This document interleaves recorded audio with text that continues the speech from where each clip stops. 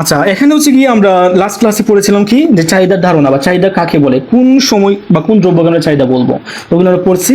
এখন হচ্ছে কি আমরা যেটা পড়বো এটা হচ্ছে কি কাল্পনিক চাহিদা সূচি থেকে কিভাবে রেখা নির্ণয় করা যায়। এটা কাল্পনিক, একটা হচ্ছে গিয়ে আমরা একটা ইমাজিন করবো একটা সূচি। সূচিটা কিরকম ধরি আমরা, এখানে হচ্ছে গিয়ে আমাদেরকে ভালো করে বুঝতে হবে চাহিদাটা আসলে কিরকম হয়। যেমন হচ্ছে গিয়ে চাহিদার যে বিষয়টা, বিধিটা, মানে চাহিদা বিধি যেটা আছে, চাহিদা বিধিটা হচ্ছে একটু আলাদা বিষয়। এখানে আমরা চাহিদা বিধিটা একটু আলোচনা করব, ঠিক আছে।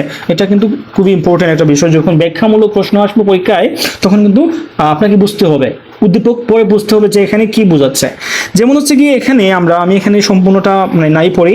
যেমন হচ্ছে গিয়ে আমি একটু বোঝাই যে চাহিদা বিধি হচ্ছে কি ওইটা যখন একটা নির্দিষ্ট সময়ে একটি দ্রব্যের দাম বাড়লে, কি হচ্ছে, কোন একটা দ্রব্যের দাম বাড়লে যদি চাহিদার পরিমাণটা কমে যায়, মানে চাহিদার পরিমাণটা কমে যাওয়া মানে কি, যখন বাজারে আপনি যখন গিয়ে দেখলেন যে একটা দ্রব্যের দাম বেড়ে গেছে, কি হয়েছে, ধরলাম হচ্ছে গিয়ে আপনি ফ্রিজ কিনতে চাচ্ছেন, তাহলে ফ্রিজের দাম বেড়ে গেছে, আগে ছিল 30,000 এখন হচ্ছে 40,000, তাহলে কি আপনার কি আর ফ্রিজ কেনার ইচ্ছা করবে না তাহলে আপনার কি ওই যে ইচ্ছাটা বা চাহিদা বা আকাঙ্ক্ষাটা কমে যাবে, হ্রাস পাবে।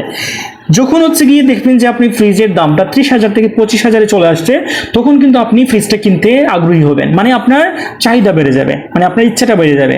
তার মানে কি, তাহলে আমরা এখানে কি বুঝতে পারলাম, চাহিদার সাথে দামের একটা রিলেশন আছে, একটা সম্পর্ক আছে।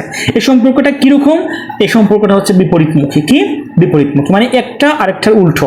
যদি দামটা বেড়ে যায়, বৃদ্ধি পায়, তাহলে চাহিদাটা কমে যায় বা হ্রাস পায়। আবার যদি দামটা কমে যায় তাহলে আমরা চাহিদাটা বৃদ্ধি পাই। এটা কেন বুঝতে পেরেছে। যেমন হচ্ছে কি আমরা এখানে একটা সূচি দেখি, কাল্পনিক সূচি। যেমন এখানে হচ্ছে যখন একটা দ্রব্যের দাম 1 টাকা, তখন ওই দ্রব্যটির পরিমাণ হচ্ছে, আমরা ওই দ্রব্যটি কেনার জন্য পরিমাণটা হচ্ছে আমার 18 একক। বুঝা গেছে।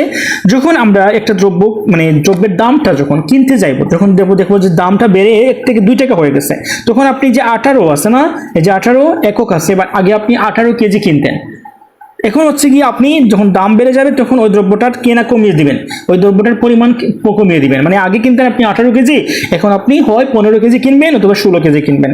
এখানে দেখা যাচ্ছে যে 16 কেজি কিনেছে, ঠিক আছে। তার মানে কি, এটা কি হয়েছে, এখানে একটা বিপরীতমুখী হয়েছে না। এটা হচ্ছে প্রথমে, এটা হচ্ছে প্রাথমিক অবস্থা, এটা হচ্ছে দাম এবং চাহিদার পরিমাণের প্রাথমিক অবস্থা। পরবর্তীতে আমরা বুঝতে পারবো যে এটা আসলে কিভাবে কাজ করতেছে।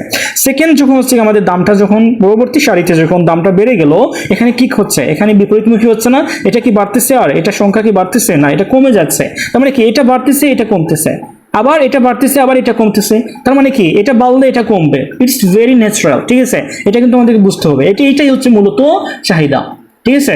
চাহিদা বিধি, চাহিদা বিধিটা কিভাবে কাজ করে, চাহিদার সাথে দামের সম্পর্কটা বিপরীতমুখী ভাবে কাজ করে, মানে বিপরীত থাকবে।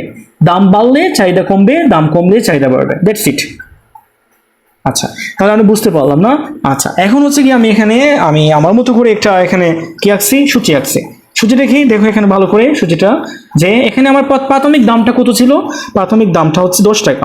যখন 10 টাকা ছিল তখন আমার মানে কেনার পরিমাণটা ছিল 50 একক, ঠিক আছে, 50 কেজি। আচ্ছা, যে কোনো কিছু হতে পারে। এখন হচ্ছে গিয়ে এটা হচ্ছে আমাদের প্রাথমিক অবস্থা। এটা কি আমাদের প্রাথমিক অবস্থা, এখানে কিছুই বোঝা যাচ্ছে না যে দামটা বাড়ছে না কমছে। আপনি প্রাথমিক অবস্থা থেকে কখনো কিন্তু চাহিদা বা যোগান কখনো নির্ণয় করতে পারবেন না।